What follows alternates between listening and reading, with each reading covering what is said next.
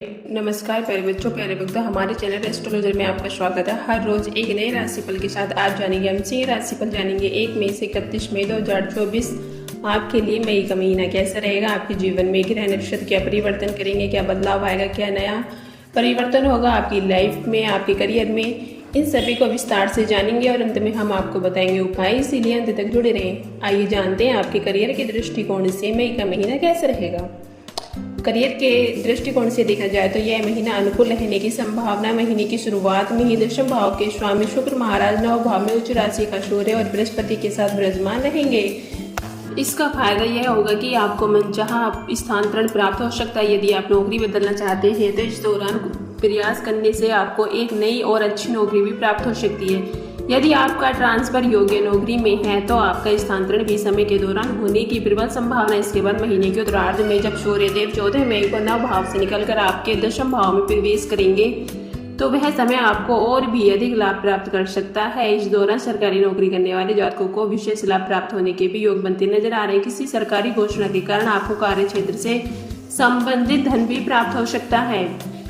दशम भाव के स्वामी शुक्र महाराज 19 मई को दशम भाव में प्रवेश करेंगे। इस दौरान ऑफिस में फालतू की गपशप लगाने से बेहतर होगा कि आप अपने काम पर ध्यान दें। व्यापार करने वाले जातकों की बात करें तो उनके लिए भी यह समय और यह महीना अनुकूल रहेगा। सप्तम भाव के स्वामी शनि महाराज सप्तम भाव में ही विराजमान रहकर आपके व्यापार को मजबूती देंगे। विदेशी संपर्कों से भी आपका व्यापार बढ़ेगा और आपके व्यापार में स्थायित्व आने लगेगा। आप अपनी प्रगति से खुश रहेंगे। धीरे धीरे ही सही आप उन्नति के शिखर पर पहुंच रहे हैं। इस समय का पूरा आप लुत्फ उठाएं। आइए जानते हैं आपकी आर्थिक स्थिति कैसी रहेगी। आपकी आर्थिक स्थिति को देखा जाए तो इस महीने आर्थिक स्थिति में उतार चढ़ाव की स्थितियां बन सकती हैं। अष्टम भाव में राहु मंगल बुध के कारण आर्थिक चुनौतियां बनी रहने की संभावना है। आपका स्वास्थ्य पर भी खर्च हो सकता है, चाहे वह आपका स्वास्थ्य हो या परिवार के किसी अन्य सदस्य का अनचाही यात्राएं भी आपको खर्च करा सकती हैं, जिससे आपके स्वास्थ्य में उतार चढ़ाव की स्थिति बन सकती है। हालांकि दूसरी तरफ नौकरी करने वाले जातकों को अच्छा लाभ मिलने के भी योग हैं। जानते हैं आपका स्वास्थ्य कैसे रहेगा। ये महीना स्वास्थ्य के दृष्टिकोण से भी उतार चढ़ाव से भरा रहेगा। आपकी राशि स्वामी तो मजबूत स्थिति में रहेगी, जिससे आपके स्वास्थ्य को अनुकूल बनाने का पूरा प्रयास करने और सही रखने का भी काम रहेगा। लेकिन अष्टम भाव में राहु और मंगल का अंगरख दोष बुध के साथ होने के कारण आपको पाचन संबंधित समस्याएं, पेट से जुड़े रोग, किसी भी प्रकार की शारीरिक चोट या हानि, शालेय चिकित्सा की संभावना बन सकती है। आपको वाहन सावधानी पूर्वक चलाना चाहिए क्योंकि दुर्घटना होने की भी स्थिति बनती नजर आ रही है। किसी से उधार मांगकर वाहन न चलाएं, नहीं तो दुर्घटना पूरी होने की भी संभावना बनती नजर आ रही है। अपनी ओर से प्रयास करें और अपने खान पान का ध्यान रखें। बाहर का भोजन खाने से बचें, घर का बना हुआ भोजन ज्यादा खाएं।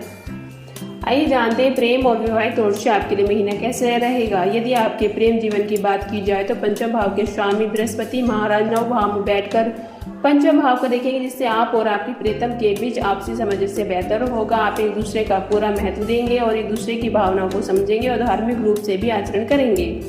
आप दोनों साथ मिलकर किसी मंदिर या धार्मिक स्थल पर भी जा सकते हैं। अपने रिश्ते को आगे बढ़ाने के लिए प्रयास नजर आएंगे। आप कोशिश कर सकते हैं कि आपका प्रेम विवाह तब्दील हो जाए। हालांकि आपके प्रियतम को शारीरिक कष्ट भी इस दौरान परेशान कर सकता है, इसलिए उनका एक अच्छी साथी की तरह ध्यान रखें और अपनी मानसिक और शारीरिक पेशों को दूर करने में उनकी मदद करें। विवाह जातकों की बात करें तो शतम भाव के स्वामी शनि महाराज शतम भाव में ही विराजमान रहेंगे, जिससे आप और आपकी जीवन साथी के बीच अच्छा सामंजस्य देखने को मिलेगा। आइए जानते हैं पारिवारिक तौर पर आपका महीना कैसे रहेगा। यह महीना पारिवारिक तौर पर उथाल पुथल से भरा रहने की पूरी संभावना है। दूसरे भाव के स्वामी बुध महाराज महीने की शुरुआत में ही राहु और मंगल के साथ मध्य पीड़ित अवस्था में आपके अष्टम भाव में विराजमान रहेंगे, जिससे पारिवारिक सदस्यों विशेषकर कुटुंब के लोगों के बीच आपसी झगड़े के योग भी बनते नजर आ रहे हैं। आपको दूसरे भाव में केतु की उपस्थिति के कारण कोई भी ऐसे शब्द बोलने से बचना चाहिए जिनके दो अर्थ निकल सकते हैं, क्योंकि आपकी सही बात को भी गलत समझा जा सकता है और इससे परिवार का माहौल बिगड़ सकता है। आइए जानते हैं उपाय। आपको प्रतिदिन श्री आदित्य हृदय स्त्रोत का पाठ करना चाहिए। प्रतिदिन तांबे के लोटे में जल में कुमकुम मिलाकर सूर्य देव को अर्घ्य देना चाहिए। रविवार के दिन बैल को गुड़ खिलाना भी आपके लिए लाभदायक रहेगा।